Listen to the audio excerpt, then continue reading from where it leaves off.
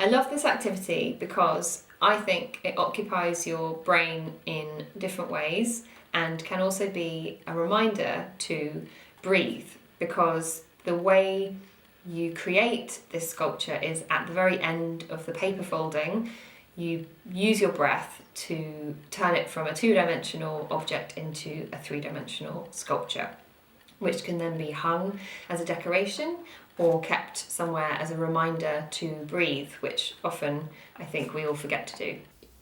I'm starting with an A4 piece of paper, but we need a square. So to get a square, I take one corner and I fold it over, matching this edge with the opposite edge, and then I crease it along here. But we don't want this bit.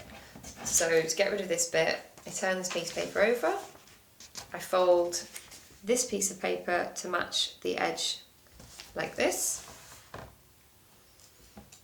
and then when I open it up, this is the square I want. So I'm doing this without scissors. You can use scissors, but I'm just going to rip it just to show that you literally just need one piece of paper. So I've scored it with my fingernail and I'm just going to rip it along this edge like this to get the square. The next step, you've already got this crease along here. You take your square and you put a crease on the opposite side. So you have a cross in the middle of your square. Then you fold the square in half the other way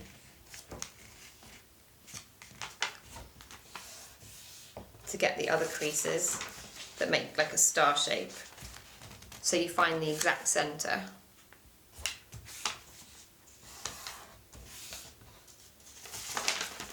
Like that. Then you fold it in half. It's really difficult to explain it as well as doing it. And then you want to take this crease and tuck it into itself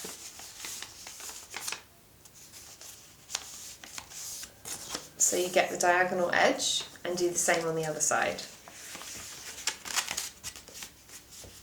I'm going to do this wrong now. So then you've got a hat with the bits folded inside like that. Then you take the long corner and you fold it up to meet the top of the hat. You match the edge with that middle crease and then you fold it like this. Do the same on the other side. So pull it up to the top and match the edge with the middle.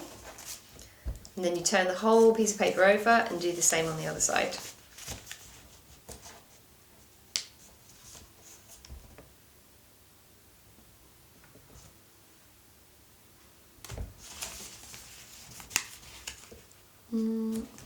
Like that. Then what do you do? So you've got these two loose bits of paper here, and on the other side the same. Using the corners opposite this middle gap, you take the top corner and fold it into the middle. Take the opposite corner and fold it into the middle, and you turn the paper around and do the same. The smaller it gets, the more fiddly it gets, but I hope that you can see all the different creases I'm making. I just find this very therapeutic. This is the slightly trickier bit. So you end up with a shape like this. On one end of this shape, the paper is fixed and folded. On the other end, the paper has these loose flaps, two on one side and two on the other. you want to get each flap and tuck it into this gap there. So you just push it in as far as it goes and then press down the fold so it's kind of trapped in there, and do the same on the other side. It's a bit fiddly. You just push it down, and it doesn't have to go all the way through, so it's alright, it'll look something like that. If you turn the fold of paper, do the same on the other side.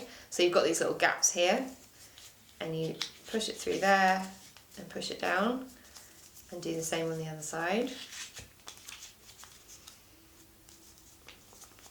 It's alright if it takes quite a few goes, because the first time I did this it took me ages. So then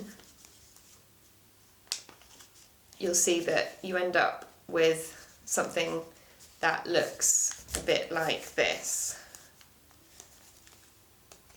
And the way to make it into a three-dimensional sculpture is to blow with a breath through this hole.